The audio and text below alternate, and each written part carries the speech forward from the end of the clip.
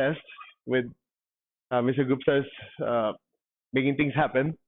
After about a week of meditation in Bhutan, of course, I want to thank Her Majesty, the Queen, who made it happen. We went to Tiger's Nest, where Guru Padma Sambhava meditated for I don't know how many years. You could really feel the energy. Then on top of that, she had a few of his her staff, her military staff, took me to several sites. Two of them were caves where Guru Padma Sambhava meditated, and one of them, no, both of them are only accessible, I think, through bumpy roads, and you have to climb through little stuff. But you sit there, the energy is massive. So what? Then today, His Holiness the Dalai Lama came to the hotel, and he made it happen. So I was able to get a blessing, and so I'm buzzing, buzzing with energy. Uh, what would you like to talk about? Well, why wouldn't we talk about the importance of spreading pranic healing? You see, a lot of people, the mistake they make is they think, oh, pranic healing is another healing technique. That's a big mistake. Because if a person thinks that way, then they start comparing technique. Oh, pranic healing, Reiki, this technique, that technique. You're missing the point. The whole idea with pranic healing is, if you remember, Master Cho said it's a bridge to spirituality. The question is, why is it called a bridge? If you tell people to meditate, do spiritual practice, they go, oh, I have my own technique. But once you get them into pranic healing, in order to do pranic healing, you have to understand the energy system. You need to understand the chakras. You need to understand energy.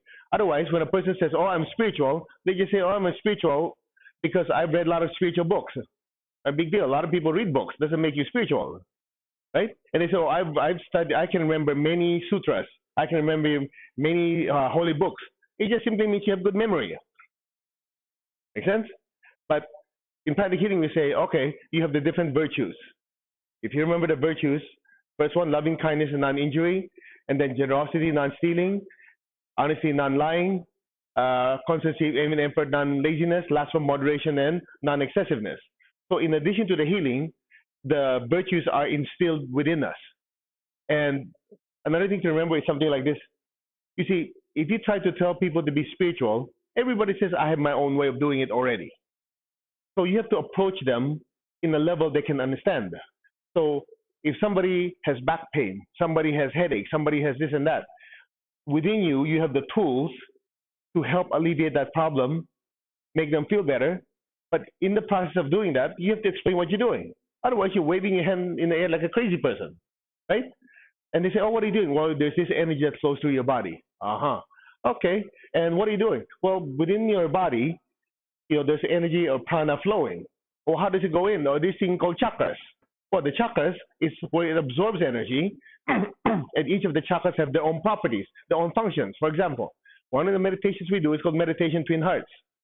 Okay, it activates the heart in the human love, activates the crown, the divine love, and when that happens, you experience peace and love and bliss for all beings.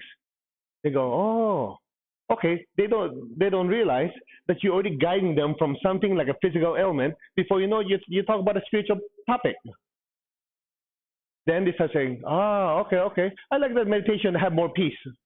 You see, not every person that they claim to be spiritual has inner peace. You know that? I've met people who say, oh, I read this many sutras, I go to temple, I go to church.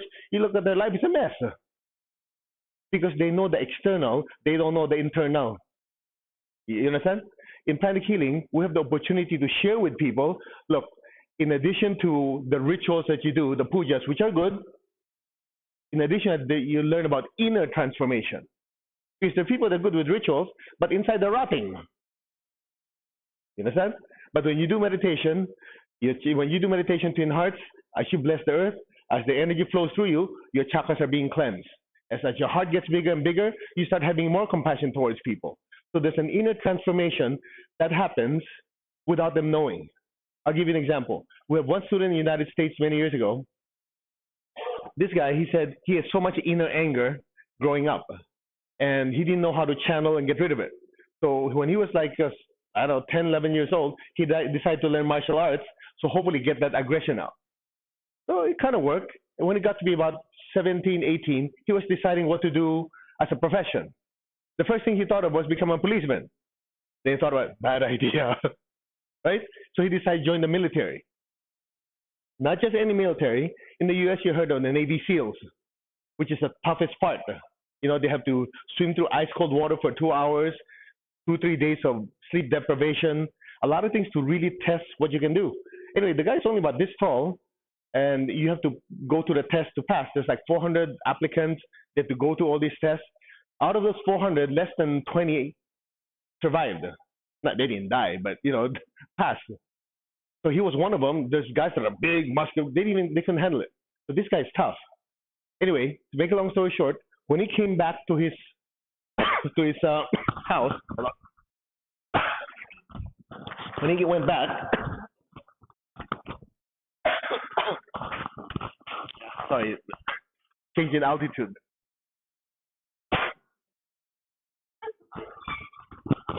Yeah. Thank you, thank you.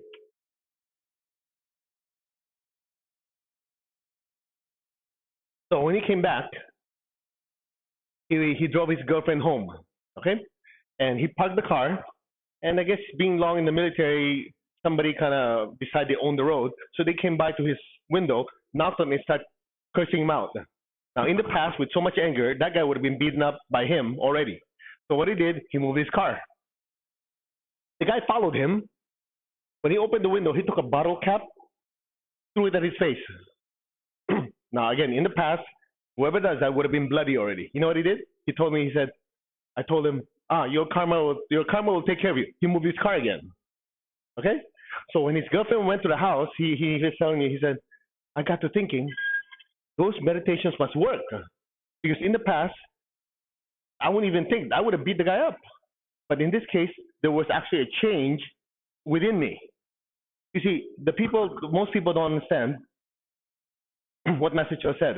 You change the energy, you change the people. You change enough people, you change a place. Who got that?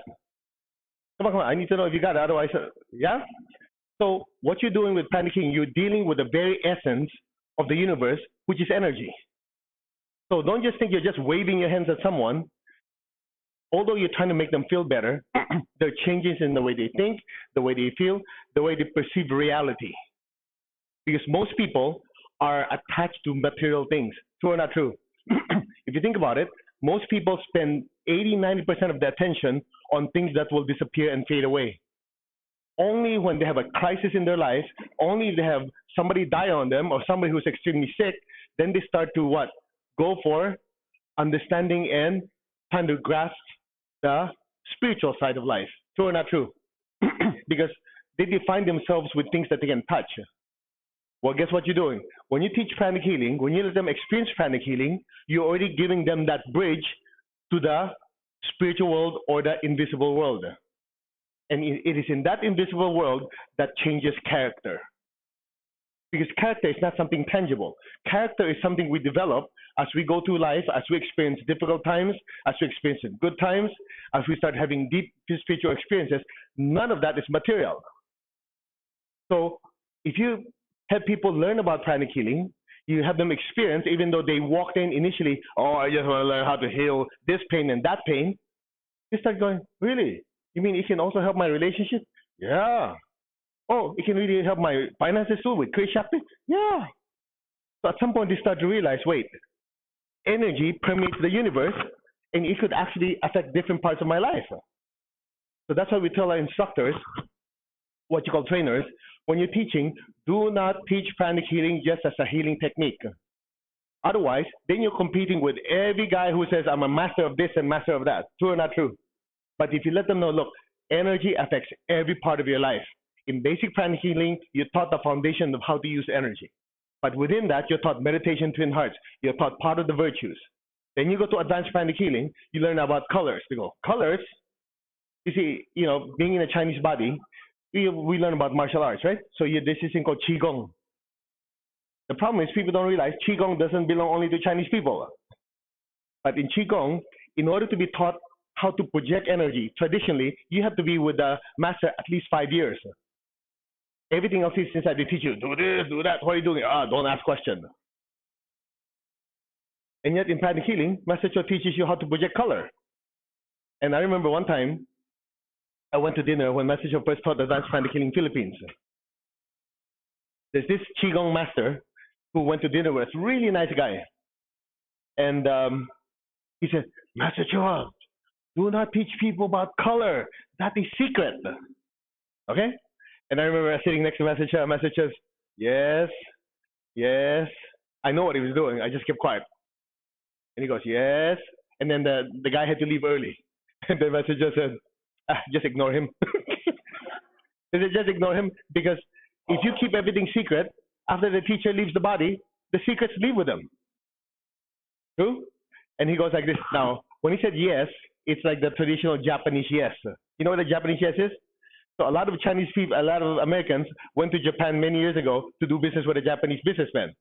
And then when they finish talking, and the Americans will say, okay, do we have a deal? And the Japanese says, hi. Okay, he kept doing it. So when they went back to the U.S., they told their companies, oh, we got this billion-dollar deal. When it's time to sign, the Japanese won't sign. And they said, you said yes. But in Japanese, when you said hi or yes means, yes, I heard you. He was being kind. So that's why, if you remember, some of you who've attended Master Cho's class, when somebody asks a question, he goes, yes, yes, very interesting. It doesn't mean the answer is yes. It's just, yes, it's interesting. So anyway, here's my point. So what you're learning in advanced pranic healing, you learn how to project color, right? Then comes pranic psychotherapy. I don't know if you notice, that concept blows people's mind. How could you, somebody who has anger, somebody going like this on some chakra, suddenly they feel, oh, I'm not angry anymore. Or someone has an addiction or a phobia, and you just sit there, somebody moves their hand about you, go, oh, how come I don't feel it anymore? You do that in class, but to the general public, that's miraculous. For example, 2 weeks ago, we had a class on panic psychotherapy. And there's this lady who's afraid of needles. So what we always do in panic psychotherapy is, how do you know if it works if you don't test it? Right? So this lady, I had her stand in the front, and there's a doctor in the room with a needle, you know, like a syringe needle. She went like this. This lady started crying from 20 feet away. Okay? So we use her as a demonstration from panic psychotherapy. Anyway, I think most of you took it already. Use electric violet, clean out ajna, front, back, solar plexus, throat, crown. That's where the fear entities are stored. Fear elementals or fear thought zones are stored. We pulled it out after 15 minutes. I said, doctor, stand up. So the doctor took it like this. I said, how do you feel? She goes, I'm okay.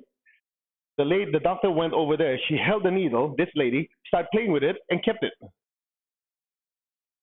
So a person who took the class, the first time he has attended other events with other teachers, he goes, that is amazing. How could that be possible? I said, we do that every class. And he's like, that's amazing. It took 12 minutes. I didn't realize he was calculating 12 minutes. But if you remember, if you practice Arhatic Yoga, if you have enough divine energy coming down, your electric violet is so strong, right? You go in, you pull it out. Of course, I super meditate before I teach. Make sure I have enough energy. I'm no dummy. You get the point? So what is the takeaway? The condition of your chakras affect your behavior affect your chakras. Isn't it? Now, this concept alone blows people's mind. How could you work on something that's not material and actually change the way they think and the way they feel? Now, you know the most interesting part of all of this? There are a lot of miraculous healers out there. The question is, can they teach you? A lot of them produce miracles, but they don't know how they do it. They say, the spirit is guiding me. Okay, that's good. I agree. The question is, how do you transfer the skill? You can't. Now, lucky us, what Grandmaster Cho did is, with the help of very advanced clairvoyance, in addition to the teachings from his guru, what did he do? With the help of clairvoyance, they observed a lot of these natural-born healers. And they start noticing, every time there's an infection, green energy comes out of their hand. Every time the body needs to be strengthened, red energy comes out of the healer's hand. You ask the healer, they have no clue. You see, it's something like this. Just because they don't know does not mean there's no process. If you know the process and duplicate the process, you can duplicate the miracle. True or not true? Do not take pranic healing for granted. He sacrificed time, his body, his family, all that so we can have something you follow like a recipe. You know, when I first started in pranic healing, I doubted the whole thing. You know that? My wife fell from 14 feet, broke her hip. The doctor said it'll take 3.5 months to walk. I tried everything. I said, let me try this pranic healing thing. So I took the class, basic, started doing healing on her. In 2 weeks, she was walking. I was doubting it the whole time. See, I'm an engineer. I go, how could my hands waving like this without touching make somebody better? But luckily, she was sensitive. So every time I energize, she goes, oh, okay, it's getting heavy. Really? Okay. For 4 years, I didn't feel anything. I was already a pranic healing instructor. Everybody could feel energy except the guy teaching the class. So people ask, why did you continue? See, I was an engineer by trade. An engineer has learned a certain process. You do the process to produce result. Yes? Well, I might not feel anything, but when I observe what Master Cho did and what he did with pranic healing, it makes sense. Everything has a sequence. You follow the sequence. If the conditions are present, you have yourself a result. So guess how I did it in pranic healing? I memorized the book. You show up for healing. I don't bother scanning because I can't feel anything. They say, oh, yeah, I tried this. Okay, I tried this. These are the chakras. These are the colors. I didn't bother scanning. I just did the healing. And then I figured, even if I put too much energy, at least the body has energy to do something. Isn't it? And they start improving. And from there, Master Cho taught Arhatic Yoga. Guess what happened? The same process, there is also a process. If you understand the process and you can specifically share that process with someone and they practice it, they can be enlightened. Who understood what I'm talking about? If you don't raise your hand, that means you're sleeping. You get my point? So, another thing. You know what? The why is very, very important. A lot of the major teachers these days in business say if you want to be successful, you have to first know why you do it.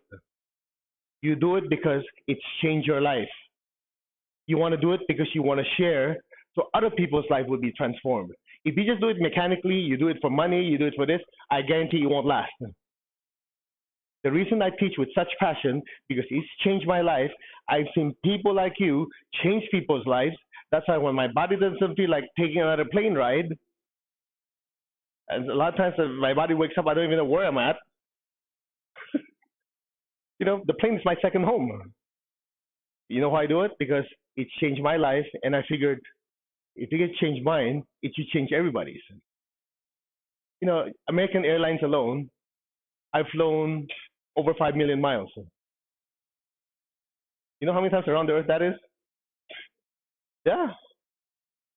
To go to Bhutan, it's a 24-hour travel, this way and back. When I teach, I travel, and then at least you get to be served in business class. And yet you're doing work that causes a permanent transformation in people's souls. Do you understand what I just said? So if you think pranic healing is just another healing technique and you're comparing this and that, it's just like going out to a supermarket, you're just shopping. Useless. You have to understand why. It's a very simple technique that people can learn. It's a simple technique that will help them physically, emotionally, and if they're interested, which I don't know why they wouldn't, in addition to that, they go, you know, I want to experience inner peace and stillness, and I want to also spiritually evolve. If you don't believe it in your heart, it comes across. If you just do it like, yeah, pranic healing is blah, blah, blah, blah, blah, like this, come to my class so I make money, forget it. Won't work. Because people who are drawn to it are sensitive. True or not true? They're sensitive. They can sense if you're speaking from your heart, if you're speaking from your soul. If you just, okay, we're not in America, so I won't use bad words. If you're BSing, as they say, people know. Especially if they've done meditation and healing, they can sense if you're not sincere. True or not true? But if you speak with passion, pranic healing changed my life. It did this, it did that. It can do this thing for you. Even though they don't know what the heck you're talking about, just by enthusiasm, they'll take the class. That means you notice there's some people who are so convincing when you finally go with them, you go, what did I just agree on? Because there's a saying, you buy the salesperson before you buy the product. True or not true? When you trust a person, it's a referral, this person, you go, this person has credibility, his life changed, and if it change work for him, I don't know, completely understand it, but it sounds good. So if you have the conviction in your heart and it comes across, that's how you spread teachings. Look, there are people out there that are so enthusiastic, their product is not even as good. True or not true?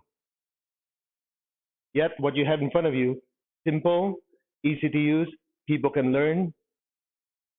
You just have to have the heart that people can feel it, so they'll change people's lives. So a lot of it starts with you. It starts with what goes on in your head and what goes on in your heart. If you really want to change people's lives, you have to have the conviction that it has changed your life. Now, the question is, why hasn't it changed your life? Because you don't practice. Taking a class does not make you a good healer. Taking a class does not make you a saint.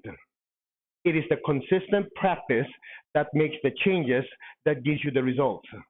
That's why people call me, sometimes many years ago when I'm still answering the phone, people say, oh, when I take that class, what will I get out of it? Nothing. You'll get what you put in. You'll get the techniques, but if you don't practice, it does not make you a healer.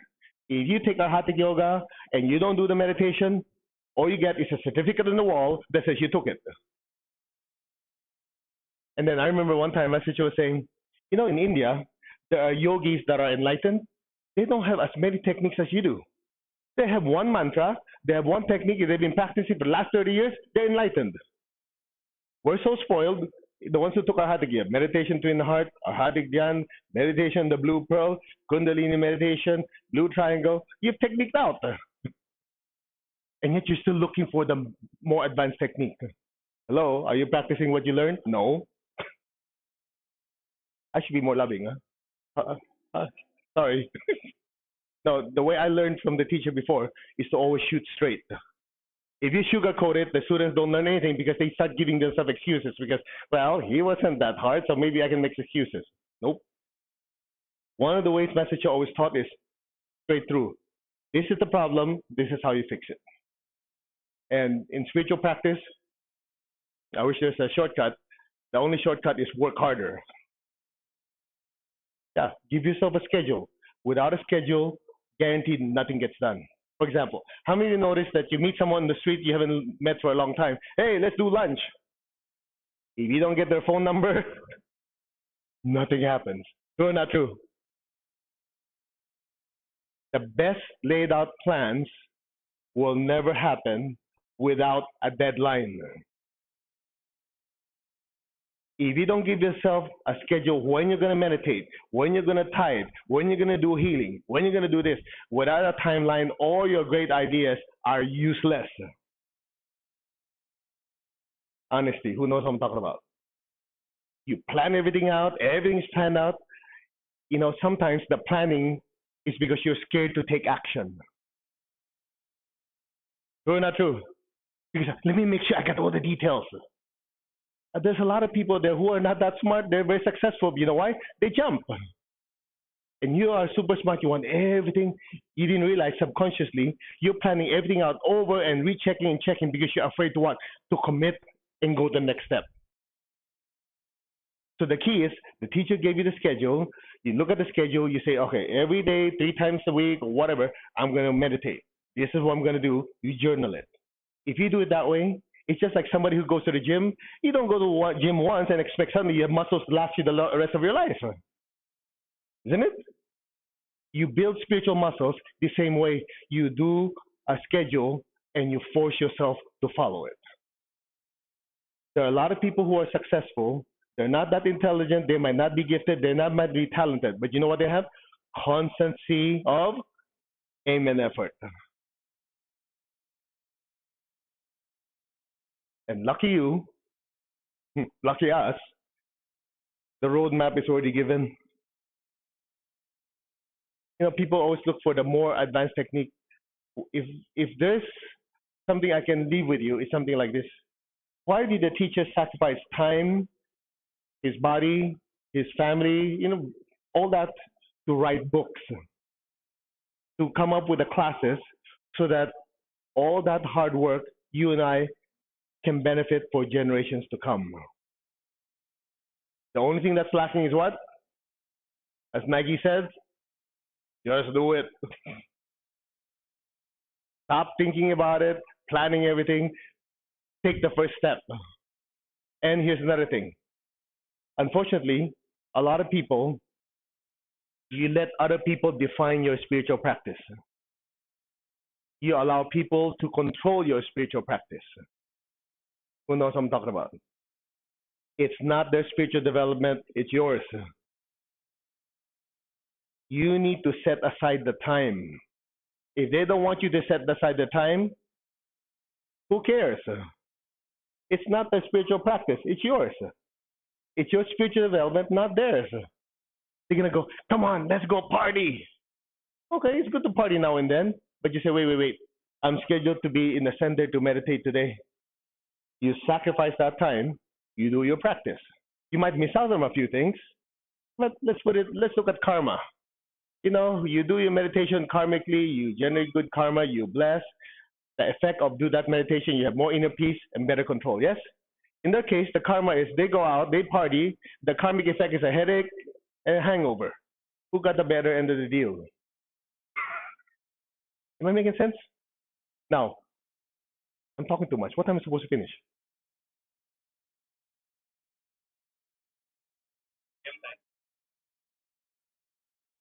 I asked Mr. Gupta what am I supposed to talk about. He never told me. Okay. Here's another thing you might want to consider. Keep your eyes on the teacher. What did I say?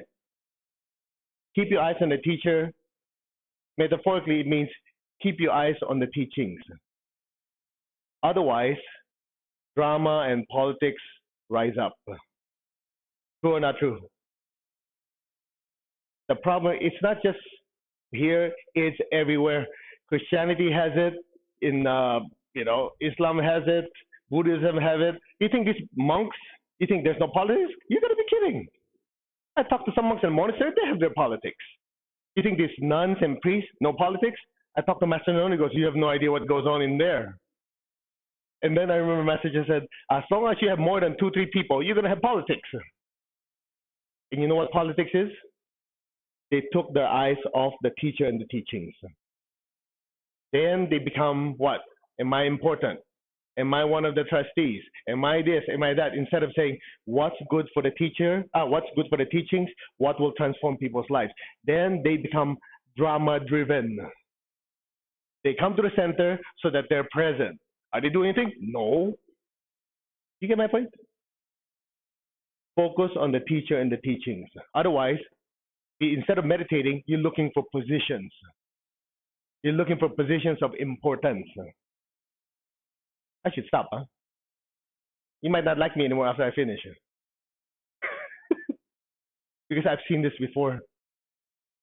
When I first started in pranic healing, 1988, this will be my 30th year. Imagine. Wow, 30 years. 30 years. Anyway, here's my point. I remember when I first started in pranic healing 30 years ago. Remember, I'm not sensitive. I'm an engineer by trade. I'm not a devotee. So I see people go, Master, they do the very traditional touch his feet and all this stuff. I go, I don't do that stuff. The interesting part? 5, 10 years later, those guys are gone. I'm still around. The people who knew the teachings and practice it, they're around. Because for them, they realize the teacher and the teachings give you good teachings. All you have to practice, ignore the politics. Those people who are doing all this stuff, they're doing it because people are watching. Who knows what I'm talking about? People are watching me, so I have to look like I'm really devoted. Oh, they kiss their feet, they do all this stuff. Master Chun goes, come on, get up, don't do this. The people who did those, but the teachings are not in their heart, they don't practice, they're gone. You know why? They look for the next sensational thing that comes around. They wait for the next guru that comes around that supposedly produce miracle, but they don't have essence in them. You get my point? But if you're practicing the teachings, you don't need to be looking for something sensational because you see the transformation in you. So when all is said and done, if you forget everything else I said earlier, you remember the three things Master said before he left the body. Practice diligently. Purify yourself. Spread the teachings. Remember that. Within those three encompasses your entire practice. Number one, practice diligently. If you truly understand the teachings and its importance, you will practice diligently. Right? Now, as you practice diligently, with more energy comes in, what happens? Old stuff comes out. It's called the principle of displacement. Right? The more you meditate, the more junk comes out. I mean, have you noticed? You're meditating, you're so peaceful, so loving, and then you find yourself when you go home, you become impatient. You go, what the heck? I'm not impatient before. Now I'm impatient. What happened? You remember? If you took Arhatic, it says, when your chakras get bigger, you process information faster. Then you notice people who do not meditate, their chakras are smaller, they're slow. So it teaches you to practice patience. What else? With more stuff coming in, as the chakras bloom, the seeds come to the surface. True or not true? Okay. So because of these things, and you have so many chakras with so many different qualities, good and bad, within the chakra, that's why as we keep practicing diligently, we have to continue purifying.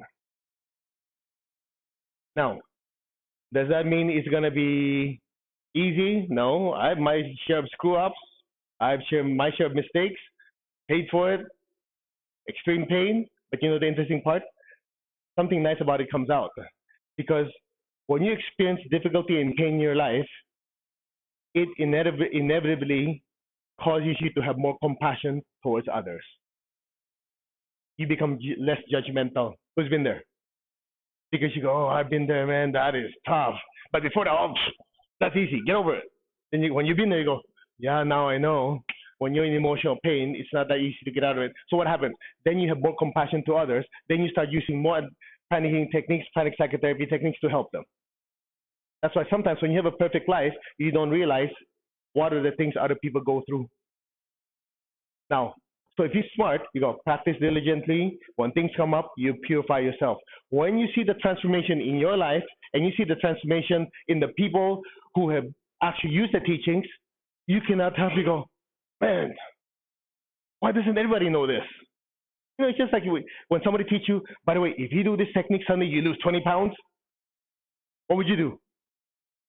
You start looking for people to tell to, right? If you found a cure for something that people have been having problems with, what do you do? Because you're a good person. You can help but tell people, isn't it? Okay, let's not make it so spiritual. You found out there's a 50% off sale.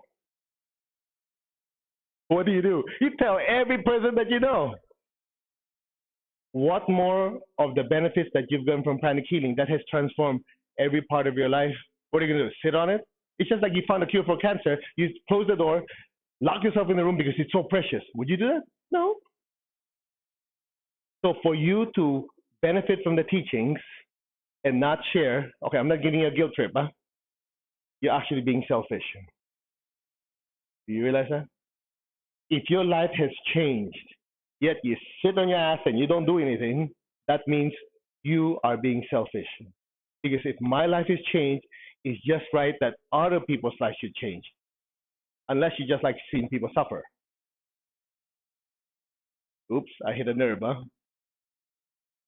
If you truly believe something is precious in your life and it's accessible, if you're truly developing spiritually, you cannot help but tell people. Practice the teachings, practice diligently, purify yourself. What's the last one? Spread the teachings. Amazing. A few months before he left the body, he just gave those three instructions. He didn't give you the 20,000 different guidelines. Within those three encompasses everything. That's it. Anyway, I hope you guys learned something. Otherwise, say. I was supposed to just say hello. Yes. Questions? There's questions?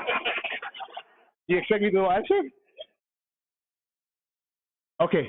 You can ask question. Mr. Gupta will answer. No, I'm kidding. Okay, I will try. Go.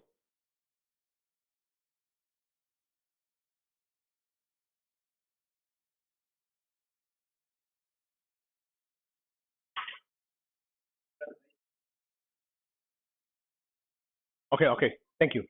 I know not all of you have taken the classes, so I'll just, in order to answer the question, well, there's two ways. Either I don't answer the question, or I have to give you a crash course on what he's talking about. Make up your mind. What do you want?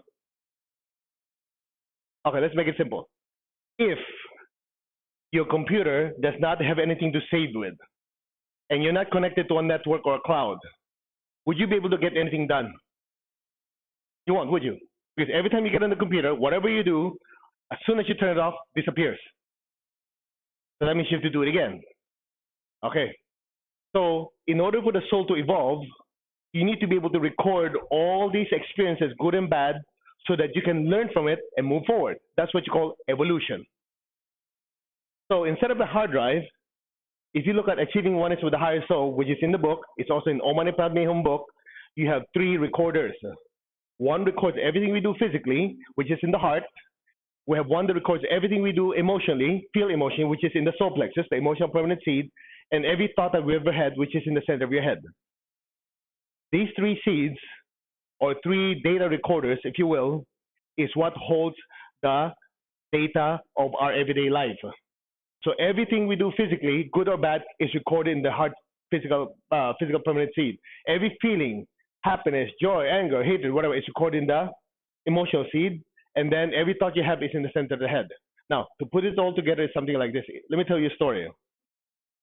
Many years ago, Master Cho was talking about the story where there's this clairvoyant in the Philippines. He can tell you exactly the day your body's going to die. How would you like to have that gift? Hey, if you own a life insurance company, you know who to decline. You know who to sign up. You live for one. Come on, let's sign you up. You're going to die, forget it. I'm kidding. All right, anyway. So this clairvoyant told the person, he says, I see you dead in 30 days. You better go to your whatever hometown and make sure you arrange everything for your family members. So this person, knowing the track record of a clairvoyant, followed what the psychic did. In 30 days, the guy is still alive. When they met, the clairvoyant was shocked and said, hey, you're supposed to be dead. When they sat down and talked about it, guess what they found out?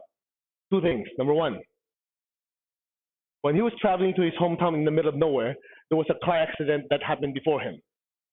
He knew that if he didn't do anything, either call ambulance or brought the guy to the hospital, the guy would die. So he did it. The clairvoyant said, when you did that, you moved your death date. Okay? Then the second part was, thinking he's going to be dead in 30 days, he said, well, after he took care of his family, he has all this extra furniture, extra this, extra, he gave it all to the poor. The clairvoyant said, when you did that, you move your death date again. You see, the physical permanent seed contains your exact departure date. But that departure date is movable. Now, since we're in India, let me share something with you. And correct me if I'm wrong. I heard this from somebody from here. He was telling me, he said, my mom would always say, when the kids are misbehaving, must be my karma to have you as children. Is that true? He says, but I never heard mom say, oh, you're such good kids, must be my good karma. People don't say that, do they? Exactly the point. You see, that's why Master Cho wrote in the book, karma is not fatalistic.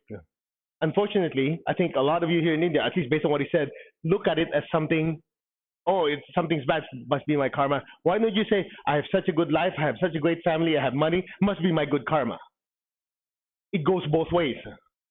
Now, in studying the physical, emotion, permanent seeds, you're forced to understand how karma works. It's just like you come in with a certain number of karmic credits. Like karmic credits. So every time you mess up, it disappears. Every time you do good, you help people, so you add into it. And every decision that you make, you're doing almost like a balance sheet, like check profit and loss statement. Now, the difference is ordinary people are not aware of this concept. That's why they need religion. Religion gives you a structure that has been put together by a founder that includes these details. So hopefully, if people follow the religion properly and not distort it, they will be generating more good karma than bad karma. Make sense? Now, you'll notice in pranic healing, we have people from all religions because he cuts across all of it. That's why religion divides, spirituality unites. So, Message, I remember he was talking about, he said, when you look at all the similarities in all religion, you see the truth. Who got that? Come on. Look like you're spacing out. Yeah? So, with karma, if you know that something is not working in your life, you don't have to accept it. Traditionally, when you talk about karma, because, oh, it's my karma, I'm screwed, that's that. And yet you realize, once you learn pranic healing, what does Message say? The law of karma is a spiritual technology to create and navigate your future. In other words, if the law of karma simply says, whatever you plant, you harvest, right?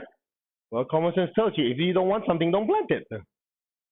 So that's right there, you're already starting to create part of your future. Now, if it's going in a negative direction, and you don't want to do something, you don't want it to go in that direction, it's as simple as this. See. Okay, hold on, huh? This is filtered water, right? Okay, just be sure. I've heard horror stories, that's why I want to be sure. Okay, watch. What law did I demonstrate? Come on, you guys, don't think too hard. What law did I demonstrate? Law of gravity. The law of gravity and law of motion says this will hit the ground if nothing is done to interrupt it. Yes? So if I don't want to hit the ground, I have to apply equal and opposing force to change its direction. Karma works the same way. If negative karma is supposed to manifest, you don't do something, you sit in your body and say, okay, nothing else I can do. Well, yeah, you're right. But if something's not good happening, you go, I do not accept it, I'm going to do something about it. Let me generate good karma to neutralize it. You are then changing its course. By not doing anything, you are doing something. Do you realize that? Think about it. If a karmic situation is supposed to happen, because it was predicted by some psychic or clairvoyant, whatever, if you sit on your butt and just take it, then you're right, it happened. But if you say, I don't accept it, I'm going to do something about it, you might be surprised. You've seen this before. If this line is good, don't do anything, it's going to continue like this. A slight change will make a difference. If you're on a plane, a few degrees that the compass, is off, will take the plane off course significantly. True or not true? The same way with the law of karma. So whatever is in those seeds, you're not stuck with it unless you give up. Well, if you give up, why bother listening? Right? If you already gave up, why bother going to class? Why bother learning anything? You're screwed. You don't say that in India, sorry. You're doomed. You get my point? So the pricelessness of spiritual teachings is it is empowering. It is what? It empowers you to say, look, this I will accept, this I will not accept. Because you realize there are laws in the universe that can be changed or moved in a certain way by understanding the details. So to make it simple for you, it's something like this. This is the law of gravity. If I want to change its course, I have to understand gravity, don't I? So that means I have to study physics, mechanical engineering, whatever, because those gives you the principles that allow you to harness gravity rather than be a victim to it. Same thing with law of karma. There's this thing called the law of karma, and there are certain sciences that allow you to harness the law of karma rather than be a victim to it. It's called the golden.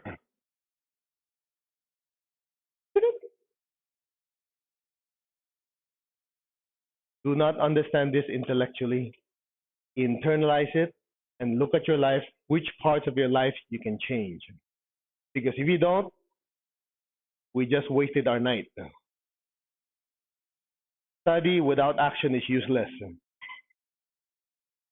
You realize that?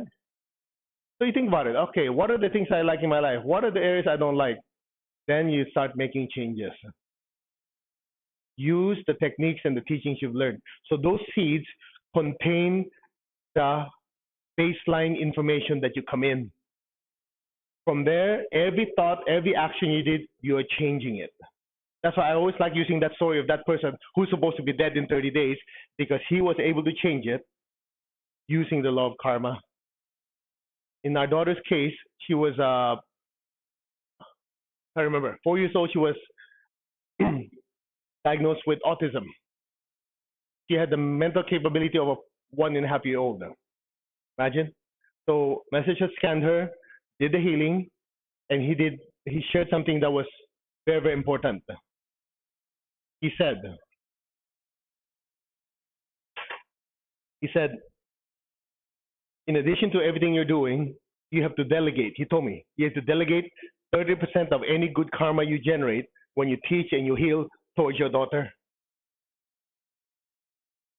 So being a parent, what would you say? No, I'll say I give everything, right? He goes like this, no, no, no, no, follow simple instruction. I said 30% because you need 70% to move pranic healing forward. Now here's the fun part. We were walking and there was a clairvoyant next to us and he told the clairvoyant, look at the child's brain energetically. Then he told me, okay, make the decree. So I said, I decree that 30% of any healing, any good karma from healing, teaching will go towards our daughter's healing. And Messenger asked the clairvoyant, what do you see? She goes, I see the brain glowing. Okay? Now, being an engineer, I thought, why was it glowing? Don't get impressed easy. Why is it glowing? Anytime the aura is glowing, that means it's absorbing prana. So I thought about it. Wait, how come when I made the decree, the brain started absorbing light, absorbing prana? So apparently, and obviously, she did not have the good karma on her own to be able to draw that much energy to make the brain heal. Got it? By giving her additional good karma, it was enough to karmically entitle her to heal so the brain starts absorbing energy.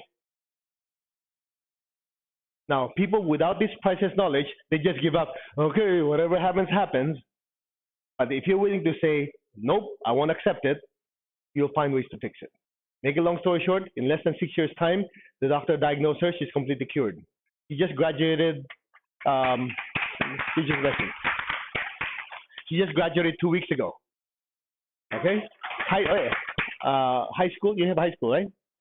Okay, you know, after elementary or primary school, high school, she graduated, I think, at the 3rd or 5th of her class.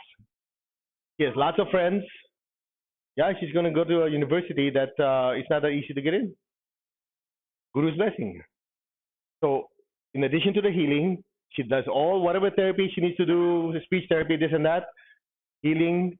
Every time I do healing or I teach, I give 30% of good karma. All of these things, you throw everything at it to make it work. You getting what I'm saying?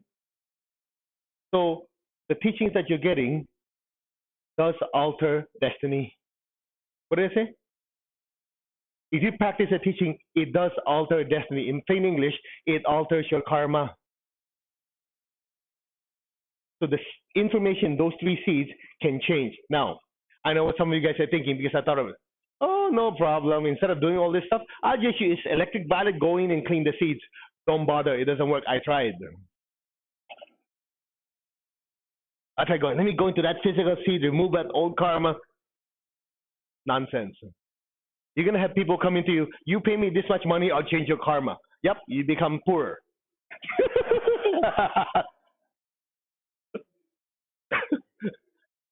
I should be surprised. There are people like that. You pay me this much money, I'll take away this negative karma. The best they can do is remove the negative energy. The student has to learn their own lessons. There? Okay, last question, we're out of here. What?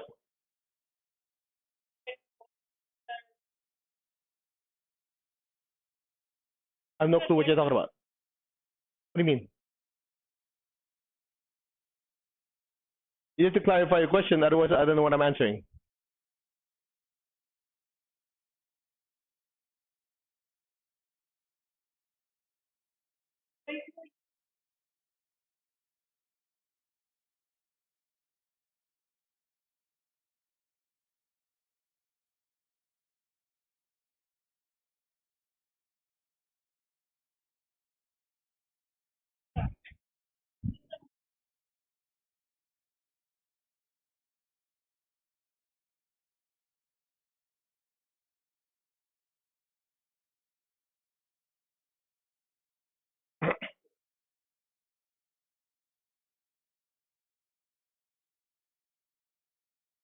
Finish? Okay, I like those. I don't have to do anything.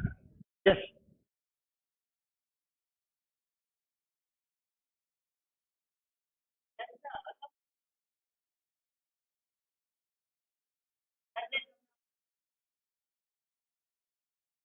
I have no clue what you're asking.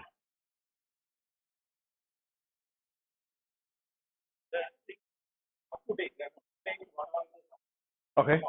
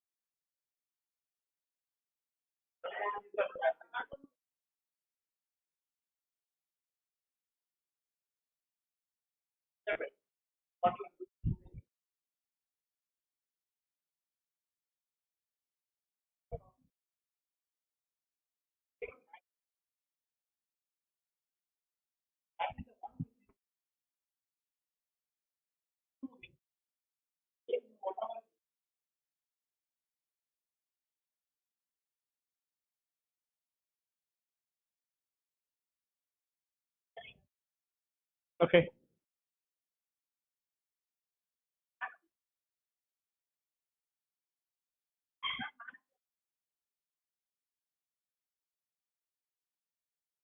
Cord cutting.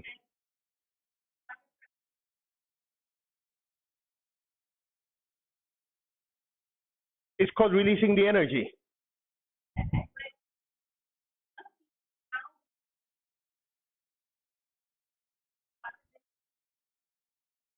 Defined formally.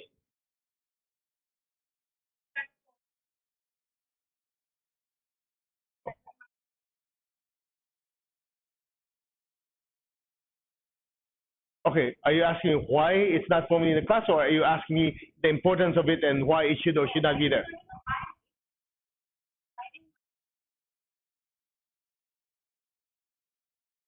No idea. Next question. Because it's part of the class. Like for us, he would say, oh, okay, there's negative chord, cut it. I okay. Can I give you my opinion? It's just my opinion. People are making too big of a deal of it. It's just cut, done. Okay, you have some negative chords, cut, done. In psychic self defense, you're taught how to clip, cut, connect. Okay, done. But some people, in order to look important, they have to make it dramatized. Hmm. I mean, that's my opinion. Huh? Don't get me wrong. I hope I didn't offend you because that's my opinion. Okay, okay, last question. I'll repeat the question for the back if you can't hear. Just yell it. Just say it.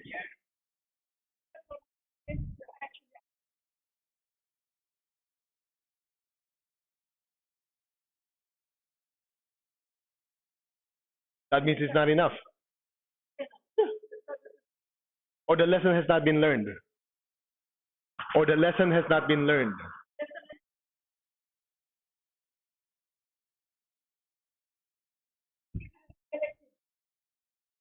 Okay?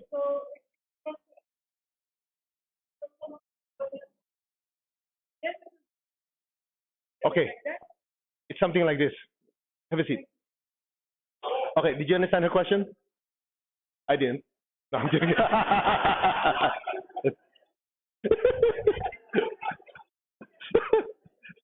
Okay, okay, okay, okay. Okay, first of all, it's something like this. Even the best clairvoyant cannot tell you exactly how much good or bad karma you have. They can have just basically some idea. If somebody claims to be that good, there must be already an ascended teacher or already an avatar. I'm not kidding. Okay? So that's part one. Number two, when something is still happening and you're still doing tithing, you're giving money to charity, you're doing healing, you're generating good karma, and still going on, there's only two reasons it's going on. One, the good karma is not enough to pay for that spiritual debt. And number two, the lesson has not yet been learned. That's why part of it, when something is happening, you have to think, okay, what is the lesson that I'm supposed to learn with this? That's part one. And then you don't just wait. You go, okay, well, I'm learning this. Let me start give money to charity or do some healing. So, as they say, by the fruits you know the seed. So the way my teacher taught it in classes, I'll just super simplify. If it's some form of physical ailment, it's due to some form of physical harm done in the past. So the solution is practice harmlessness, become vegetarian, do more healing, give money to charity with people with a similar ailment. Make sense? Relationship problem due to emotional harm and non-forgiving. When you don't forgive, that means what happens? You're not really restoring relationship with another person. So karmically, people will not want to forgive you, so thereby your relationship will not improve. Who understood that? Financially, financial problem is due to some form of financial harm towards other people, either through stealing or other things. You go, well, I'm the most honest person in the world. Well, the karma goes with the soul, not with the body. You could be the most honest, best person and never break a single karmic rule in this life, but you don't know what you did before. But the key is to say, okay, a financial issue, maybe I did this in the past, maybe I stole, maybe I caused somebody to lose money. So in this lifetime, I'll be especially conscious to make sure that nobody gets financially hurt. I don't even take the towel from the hotel. Or when I'm working at a company, the pen that is given to us to work with, I'm not going to take 20 of them and give it to my children. That's stealing. But you say it's only how many rupees each. There's a saying, what a person does with small things is an indication of what they'll do with big things. So if you try to really learn the lesson that way, and in addition to give money to charity, you are speeding up the process of getting to that break point where the positive karma neutralizes the negative one. Am I making sense?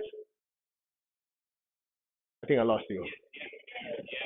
I know I speak fast, but a lot of you know Sriram. He speaks faster than me. So that's yourself now. She's asking about group karma. This group karma is very, very complicated because unless you can see objectively, when you're inside, it's almost impossible to tell. Because if you're inside it, let's say in the family, it's easy to just blame that person. Everything's improving except this guy's doing this. It's not that clear cut. So I wouldn't even mess with group karma unless you really know. For example, one of the family members is a drug dealer. One of the family members is mafia hitman. You know what I mean? Those things are very difficult. Instead of thinking about other people's karma, think about your own. Otherwise, he says, "I'm the nicest, cleanest person. Must be him." You get my point? So anyway, thank you.